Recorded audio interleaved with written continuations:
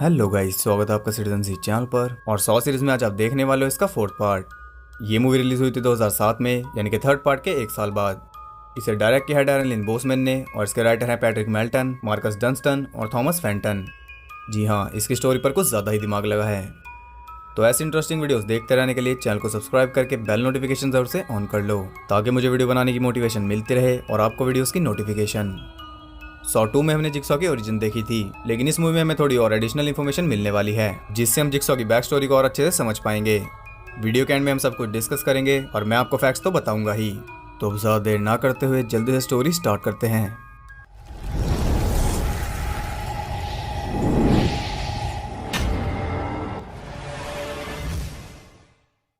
Movie start होती है jigsaw की ऑटोप्सी से। जैसा कि आप जानते ही हैं, पिछले पार्ट में जिक्सॉ मारा गया था। अब इस सीन में सब कुछ एकदम साफ साफ दिखाया गया है। ऐसा लगता है जैसे सच में किसी आदमी का पोस्टमार्टम हो रहा है। पिछले पार्ट की ब्रेन सर्जरी भी इसके आगे कुछ नहीं है। जिक्सॉ के एक एक बॉडी ऑर्गन को बाहर निकाला जाता है। जब उसके पेट को बाहर निकालते हैं तो उसमें से एक टेप निकलती है। आपको याद होगा कि पिछले पार्ट में जिक्सॉ एक टेप पर वैक्स डाल रहा था। ये वही टेप है। वैक्स उसने इसलिए डाली थी ताकि वो इस टेप को आसानी से निगल पाए। इस मूवी की स्टार्टिंग ने हमें सोचने पर मजबूर कर दिया है कि जिक्सॉ का दिमाग आखिर किस लेवल पर चलता था। ये जानकारी पुलिस को दी जाती है और डिटेक्टिव हॉफमैन वहां पहुंच जाता है, जिसे आप पिछले पार्ट में देख चुके हो। वो उस टेप को प्ले करता है और वो टेप उसी के लिए थी। उसके सामने जिक्सॉ की डेड बॉडी पड़ी है, फिर भी जिक्सॉ उससे बात कर रहा है। वो हॉफमैन को कहता है कि उसे भी टेस्ट किया जाएगा। उसके मरने से उसका काम रुका नहीं है, बल्कि अभी तो गेम शुरू हुई है। सीन शिफ्ट होता है और हम देखते हैं कि दो आदमी जिक्सॉ के एक गेम में फंसे हुए थे। एक का नाम है आर्ट ब्लैंक, जिसके होठ सिले हुए हैं, और दूसरे का नाम है ट्रेवर, जिसकी आंखें सिली हुई हैं। उनके गले में चेन्स थी, जो कि उनके बीच में रखी एक मशीन से कनेक्टेड थी। वो मशीन उनकी चेन्स को रोल करके उन्हें खींच रही थी। इससे पहले कि वो दोनों क्रश हो जाएं, उन्हें उन चेन से फ्री होना था, और उनकी चेन्स की चाबी एक दूसरे के पीछे थी। आर्ट तो अपनी चाबी देख लेता है, लेकिन ट्रेवर नहीं देख सकता था, और ना ही आर्ट उसे बता सकता था।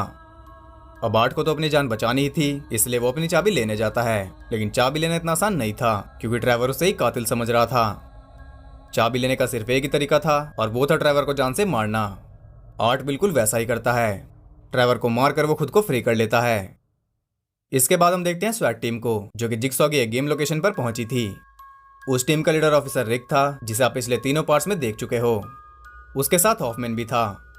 अब क्योंकि वो जिक्सॉ की गेम लोकेशन थी, इसलिए वो पूरी सावधानी बरतते हैं। वो एक कैमरा डिवाइस से अंदर का जायजा लेते हैं और उन्हें दिखता है जिक्सॉ का विक्टिम, जो कि थी एलिसन, लेकिन असल में वो अमेंडा की विक्टिम थी। वो बिना कुछ सोचे समझे अंदर घुस जाता है, जबकि ये उनके प्रोटोकॉल के खिलाफ था। वहाँ और भी ट्रैप्स हो सकते थे, लेकिन रिक को लगा कि एलिसन अभी भी जिंदा है और वो उसे बचा सकता है। अफसोस वो जिंदा नहीं थी। एंजल ट्रैप आपको याद ही होगा। इससे रिक को बहुत बड़ा झटका लगा था, क्योंकि पहले उसका साथी एरिक गायब हो गया और अब उसकी दूसरी साथी एलिसन भी मारी गई। वो क्लियरली एक जिक्सॉ ट्रैप लग रहा था, लेकिन उसने जिक्सॉ के रूल्स के हिसाब से काम नहीं किया। इसलिए हॉफमैन सोच रहा था कि शायद ये अमेंडा का काम हो सकता है। तभी वहाँ दो FBI एजेंट्स, एजेंट स्ट्रैम और एजेंट पेरेस आते हैं। वो एलिसन के पुराने दोस्त थे और वो थोड़े ज्यादा समझदार भी थे। वो दिमाग लगाते हैं कि अपनी आखिरी सांसें गिन रहा आदमी किसी को स्ट्रैप पर कैसे लटका सकता है। हॉफमैन कहता है कि अमेंडा ने उसकी हेल्प की होगी, लेकिन अमेंडा के बस की बात भी नहीं थी। एलिसन को स्ट्रैप में किसी हट्टे कट्टे आदमी ने फंसाया था। अब वो दोनों वहाँ इसलिए आए हैं क्योंकि उन्हें एलिसन का एक मैसेज मिला था, जो कि था open the door and you will find me, और साथ ही एक चाबी भी थी। हॉफमैन को इस मैसेज के बारे में कोई आइडिया नहीं था। वहाँ उन्हें एक बुलेट भी मिलती है, जिसे वो फोरेंसिक लैब में भेज देते हैं। रिक एलिसन के कातिल को पकड़ना चाहता था, इसलिए वो थोड़ी इन्वेस्टिगेशन कर रहा था। वो जिक्सॉ की X5 जिल टक की इंटेरोगेशन फुटेज देख रहा था। यह वही औरत है जिसे हमने जिक्सॉ के सपनों में देखा था। यहाँ आप देख सकते हो कि जो अफसर उससे पूछताछ कर रहा है वो हॉफमैन है, और उसके सामने बिली की फोटो रखी है। हॉफमैन उसे जिक्सॉ की डॉल के बारे में पूछताछ कर रहा है। रिक वहां से अपने घर जाता है और वो देखता है कि उसकी वाइफ ट्रेसी सामान पैक करके अपनी मॉम के घर जा रही थी, क्योंकि रिक अपने घर आता ही नहीं। वो जिक्सॉ के केस में बुरी तरह फंसा हुआ है। उधर एजेंट स्ट्रैम और पेरेस भी थोड़ी बहुत छानबीन कर रहे थे। उन्हें पता चलता है कि जिक्सॉ की अपनी खुद की एक कंपनी थी। उसके पास सिविल इंजीनियर की डिग्री भी थी, तभी वो ऐसे परफेक्ट ट्रैप्स बना पाता था। यहाँ हमें ये भी पता चलता है कि उन दोनों का एलिसन का जो मैसेज मिला था, उसमें यह भी शामिल था कि दो ऑफिसर खतरे में हैं, लेकिन ये बात उन्होंने हॉफमैन को नहीं बताई। हॉफमैन को खबर मिलती है कि एक हॉस्पिटल में से एक डॉक्टर गायब हो गया है, और वो हॉस्पिटल के लिए निकल जाता है। उधर रिक अपने घर पर अकेला था। कोई इसके घर में ही उस पर अटैक कर देता है। यहाँ रिक पर अटैक हुआ है और वहाँ एक पिग मांस वाला आदमी हॉफमैन पर अटैक कर देता है। अब जिक्सॉ भी मर गया और अमेंडा भी, तो ये पिग मास्क वाला आदमी कौन है? रिक को होश आता है तो वो खुद को अपने बाथरूम में पाता है। उसे जिक्सॉ का मैसेज मिलता है जिसमें वो बताता है कि एरिक अभी भी जिंदा है। अमेंडा ने तो उसे मरने के लिए छोड़ दिया था, लेकिन जिक्सॉ ने उसे बचा लिया और 6 महीनों से उसे कैद किया हुआ था। यह हम एरिक के साथ हॉफमैन को भी देख सकते हैं। जिक्सॉ बताता है कि एरिक बर्फ के ऊपर खड़ा है। 90 मिनट के अंदर वो बर्फ पिघल जाएगी और एरिक फांसी पर लटक जाएगा।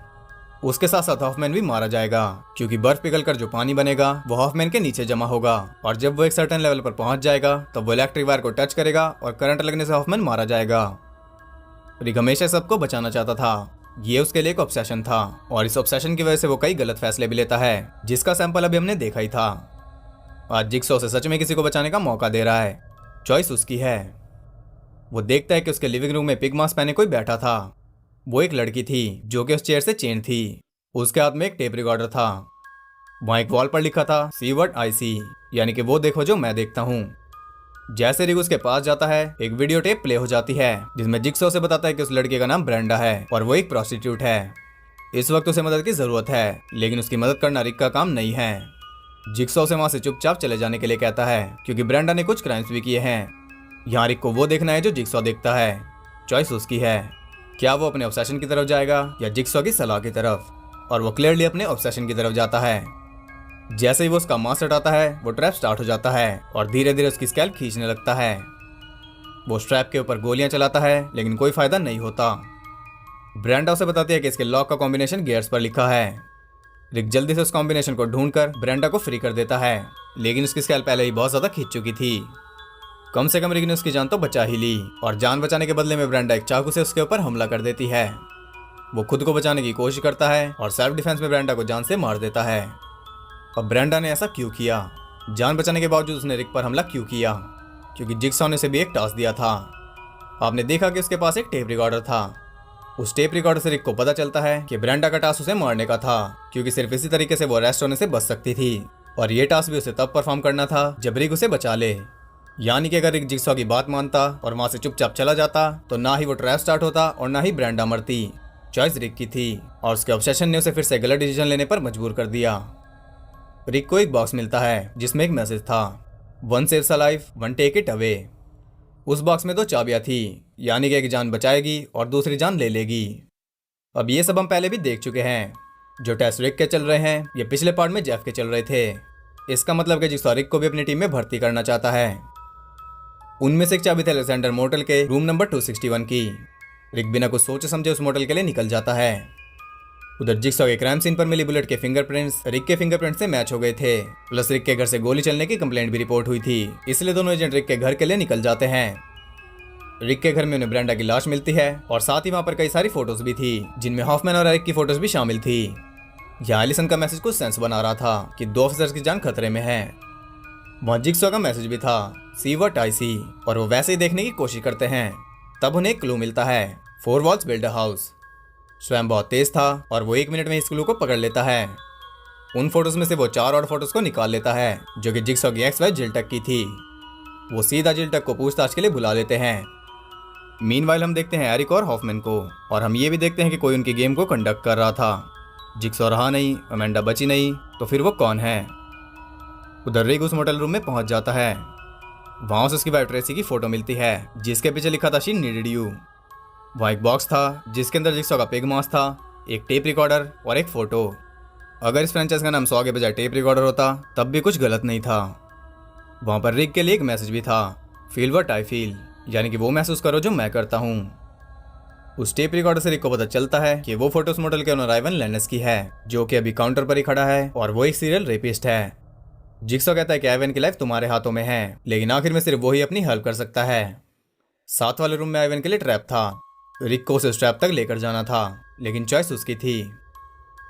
अब वो किसी तरह आइवन को उस रूम में ले आता है। जो दूसरी चाबी उस बॉक्स से मिली थी, जान लेने वाली, उससे वो दरवाजा खुलता है। अंदर आइवन के क्राइम्स की पिक्चर्स भरी पड़ी थी। वहां पर एरिक और हॉफमैन की लाइव फीड भी चल रही थी। वहां पर रिक को एक और टेप रिकॉर्डर मिलता है जिसके थ्रू जिक्सॉ रिक को बताता है कि आइवन के लिए वो कुछ नहीं कर सकता, जो करना है उसे खुद ही करना है, लेकिन अगर वो चाहे तो उसे ट्रैप की पोजीशन तक ले जा सकता है। रिक के बिना आइवन की गेम शुरू नहीं हो सकती। अब चॉइस उसकी है। आइवन के क्राइम्स को देखते हुए रिक अपनी चॉइस चुन लेता है। वो फोर्सफुली उसे ट्रैप में फंसा देता है।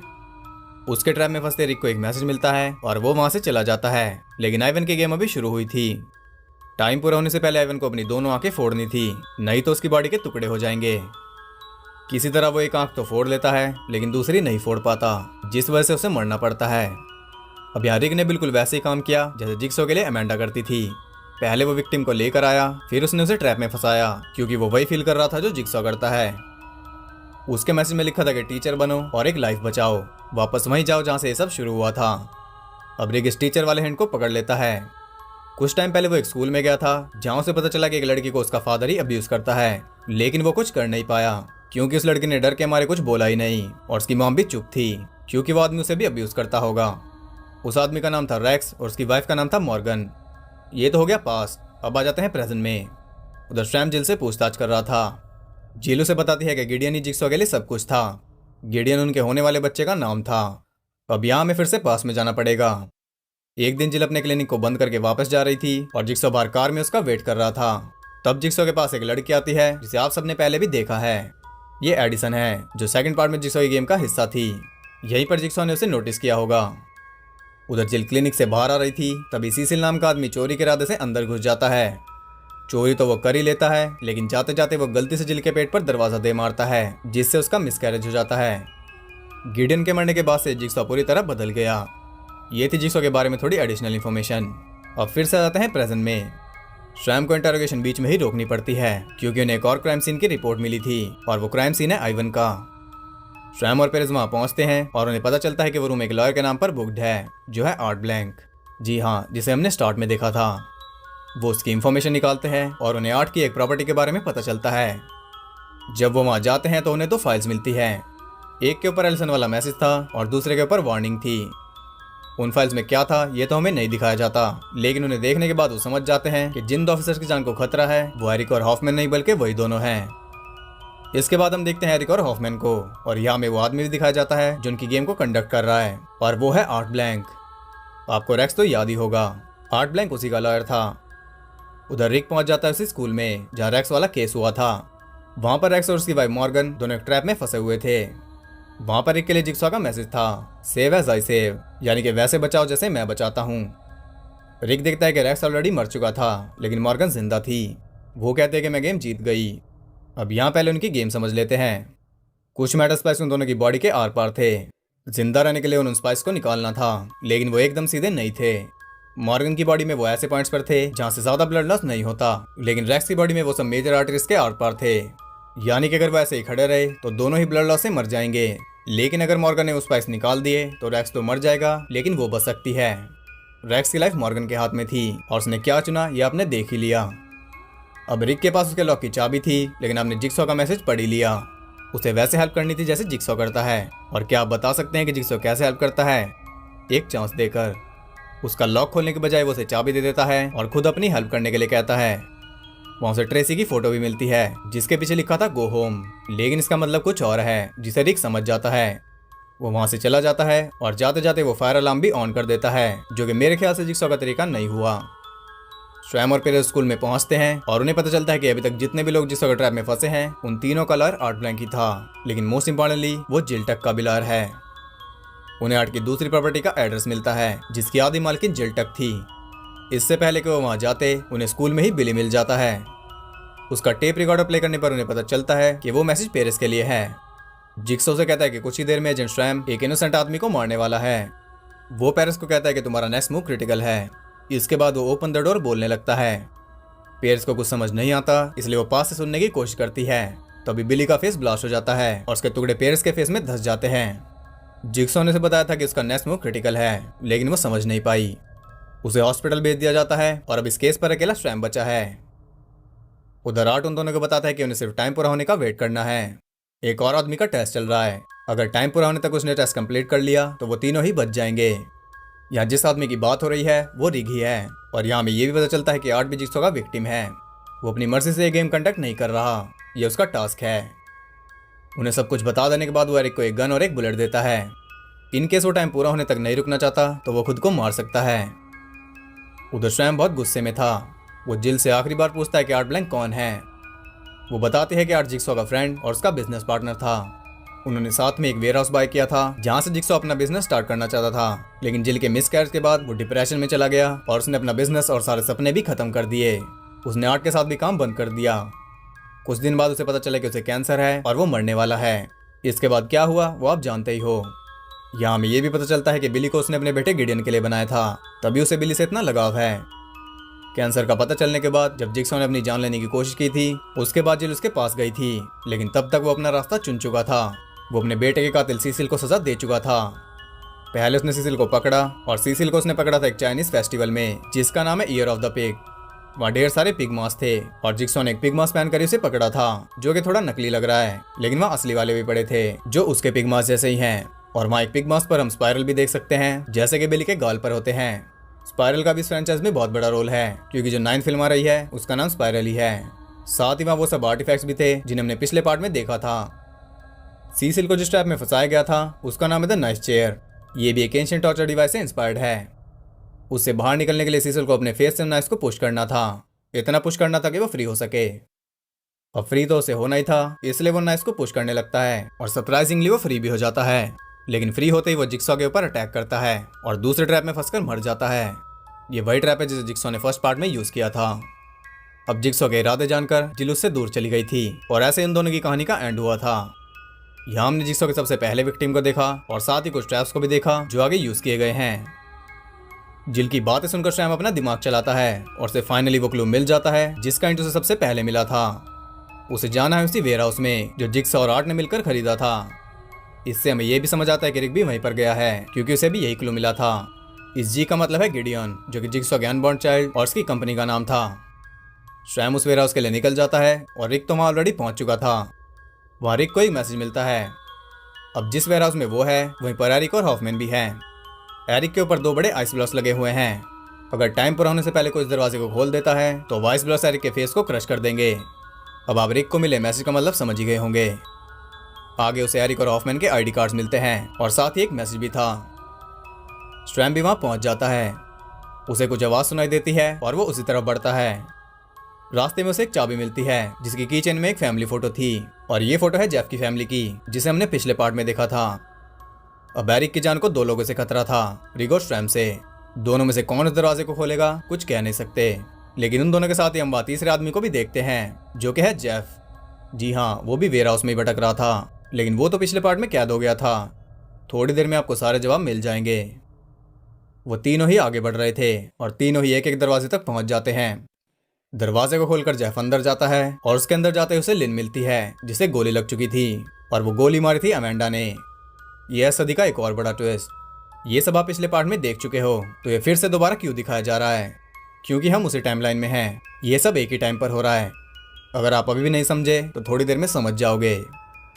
इसके बाद आपको पता ही है कि जेफ अमेंडा को मार देता है और उसके बाद जिक्सॉ को भी।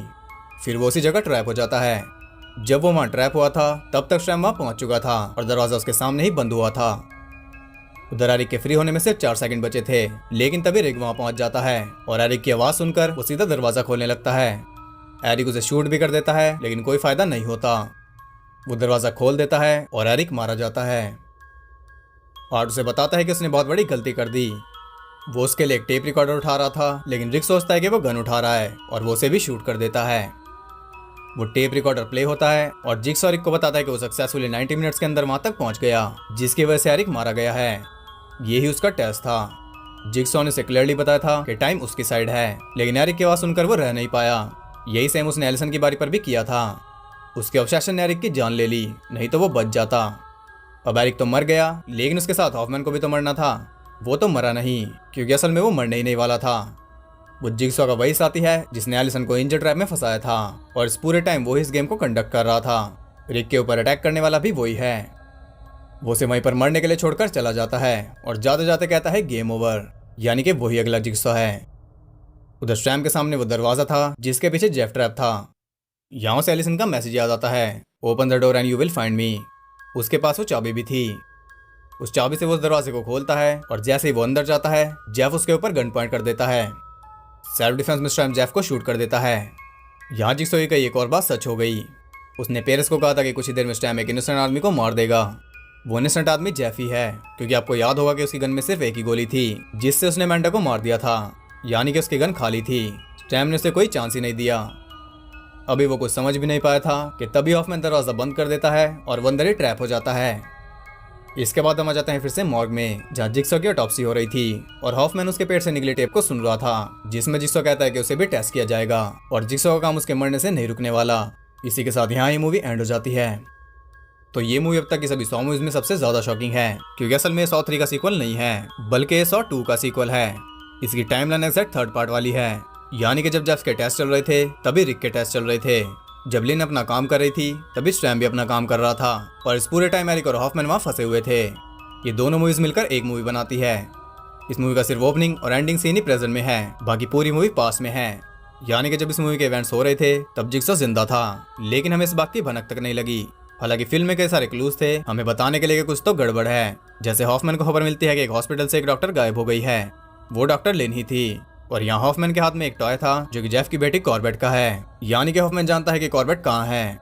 अब यहाँ आपको सबसे मेजर ट्विस्ट क्लियर हो गया होगा। मूवी में एक क्लू बहुत ज्यादा दिखाया गया और वो था ओपन द डोर। लास्ट में जाकर वो स्टैम के काम आया। एक सीन में उन्हें 2 फाइल्स मिली थी, जिसमें से एक के ऊपर मैसेज था और दूसरे के ऊपर वार्निंग। मैसेज तो आपको समझ आ ही गया कि वो स्टैम के लिए था, और वो वार्निंग थी पेरिस के लिए, क्योंकि अगर वो पीछे हट जाती तो वो बिली के फटने से बच जाती। एक तो इस मूवी में इतने बड़े बड़े ट्विस्ट हैं और वहीं साथ में इतनी छोटी छोटी डिटेल्स भी हैं। अब मूवी में एक चीज अभी भी मिसिंग रह गई, हमें तान्या का कुछ पता नहीं चला। रिक को बार बार उसकी फोटोज मिल रही थी, लेकिन एंड तक भी उसका कोई पता नहीं चल पाया। तान्या का क्या हुआ ये आपको आगे पता चलेगा। अब थोड़ी बात कर लेते हैं रिक के बारे में। मूवी के स्टार्ट में हमने देख लिया था कि किसी को बचाने के चक्कर में रिक सारे कोड्स भूल जाता है, जिससे उसकी तो जान जा ही सकती है, साथ ही उसकी वजह से दूसरे की भी जा सकती है, और एंड में यही हुआ। अब आप सबके मन में ये सवाल भी जरूर होगा कि असल में रिक को करना क्या था। इसका जवाब सिंपल है, उसे कुछ भी नहीं करना था। वो ये सोचता था कि वो दूसरों को बचा सकता है, जबकि जिक्सॉ इसका उल्टा सोचता था। वो सोचता था कि सिर्फ हम ही खुद को बचा सकते हैं। जिक्सॉ ने रिक को उसका ऑब्सेशन खत्म करने का एक चांस दिया था, चॉइस उसकी थी। अब ऑब्सेशन खत्म करने के लिए उसे क्या करना था? किसी को नहीं बचाना था, सिंपल। वो आराम से चादर ओढ़कर सो सकता था, उसे कुछ भी नहीं करना था, ना ही वो कहीं ट्रैप था। वो अपने घर में था और एकदम फ्री था, लेकिन उसे एक जिंदा दिख गया था और उसका ऑब्सेशन ट्रिगर हो चुका था, इसलिए वो खुद इधर से उधर भागता फिर रहा था। पहले ट्रैप में भी उसे कुछ नहीं करना था, उसे ब्रेंडा को वैसे ही छोड़ देना था, लेकिन उसने नहीं छोड़ा। दूसरे ट्रैप में उसका कोई रोल नहीं था, उसे वहां पर होना ही नहीं था। जिक्सॉ का कोई रिश्तेदार नहीं लगता, फिर भी उसने जिक्सॉ का काम किया आइवान को ट्रैप करके, जो कि हॉफमैन भी कर सकता था। तीसरी गेम तो उसके जाने से पहले ही पूरी हो चुकी थी। अगर वो वहां नहीं जाता तब भी मॉर्गन बची जाती, क्योंकि स्कूल तो सुबह खुलना ही था, और फाइनल टेस्ट में तो उसकी बिल्कुल भी जरूरत नहीं थी, उसे वहां होना ही नहीं चाहिए था। वो जबरदस्ती जिक्सॉ गेम्स का हिस्सा बना। एंड में उसका ऑब्सेशन भी खत्म हो गया और वो खुद भी। अगर वो अपने घर में आराम से सो जाता तो उसे अगले दिन एरिक जिंदा मिलता। सोना तो खैर मजाक हो गया, लेकिन अगर वो जाकर सैम से ये सब डिस्कस करता तब और भी लाइफ्स बच सकती थी, जैसे कि पेरिस की, आर्ट की, एरिक की, जेफ की, उसकी और सैम की भी। जिक्सॉ ने सबसे पहले मैसेज में उसे कह दिया था कि चॉइस उसकी है, और देखो उसकी चॉइस ने कितनी जाने ले ली। तो इस मूवी में हमें जिक्सॉ के बारे में थोड़ी और इन्फॉर्मेशन मिली। हमें बिली से उसके लगाव के बारे में पता चला, और ये भी पता चला कि वो ऐसे ड्रेस बना कैसे लेता है और उसका पहला विक्टिम कौन था। आई होप आपको यहाँ स्टोरी पूरी तरह क्लियर हो गई होगी। तो अब बात करते हैं इस फिल्म से जुड़े इंटरेस्टिंग फैक्ट्स के बारे में। इसका बजट था $10 मिलियन और इसने बिजनेस किया था $139.4 मिलियन का, जो कि पिछले दोनों पार्ट से कम है। फिल्म में हमें जो ट्रांजिशन दिखती है असल में वो विजुअल इफेक्ट नहीं है, उन्हें प्रैक्टिकली किया गया है, यानी कि सेट इसी तरह बनाया गया था कि एक सीन से दूसरे के बीच में बिना रुकावट के शिफ्ट किया जा सके। इसमें कोई एडिटिंग का कमाल नहीं है। ली वैनल्स मूवी से बहुत नाराज थे, क्योंकि उन्होंने तो ट्रिब्यूट के लिए हॉफमैन का कैरेक्टर लिखा था, लेकिन इस फिल्म में उसे ही मेन बना दिया, और हमें हिंट भी मिला है कि वो आगे भी बहुत कुछ करने वाला है। बोसमैन भी इस मूवी को डायरेक्ट नहीं करना चाहते थे, लेकिन उन्हें इसका एक्टिव इतना ज्यादा पसंद आया कि वो इसे डायरेक्ट करने के लिए राजी हो गए, और वो ट्विस्ट आप जानते ही हो कि कौन सा है। असल में ये मूवी 100 और 102 से भी ज्यादा क्लेवर है, और बोसमैन ने सोचा भी नहीं था कि 100 फ्रेंचाइज में ऐसी भी स्टोरी लिखी जा सकती है। पिछले पार्ट के ब्रेन सर्जरी वाले सीन की तरह जिक्सॉ के ऑटोप्सी वाले सीन को भी अनकट रखा गया, उसमें सब कुछ साथ साथ दिखाया गया है। उस सीन की शूटिंग के टाइम पर सेट पर एक कोरोनर भी मौजूद था। इस सीन में जिस फेक बॉडी का यूज किया गया है उसे बनाने में 2 हफ्ते लगे थे। इस सीन को ओरिजिनली 103 की एंडिंग में दिखाया जाने वाला था। ये इस फ्रेंचाइज की पहली फिल्म है जिसकी ओपनिंग में किसी को ट्रैप में फंसा नहीं दिखाया गया। प्रोड्यूसर चाहते थे कि डॉनी वेलबर्ग अपने एरिक के रोल को इस मूवी में कंटिन्यू करे, लेकिन वो कहीं और बिजी थे, इसलिए ओरिजिनल स्क्रिप्ट में एरिक का कैरेक्टर नहीं था। लेकिन जब इस मूवी की शूटिंग शुरू हो गई तब उनका शेड्यूल फ्री हो गया। एरिक के कैरेक्टर को ऐड करने के लिए इसकी स्क्रिप्ट को फिर से लिखा गया। यूएस और कनाडा में ये लायंसगेट की 6th हाईएस्ट ग्रोसिंग फिल्म है।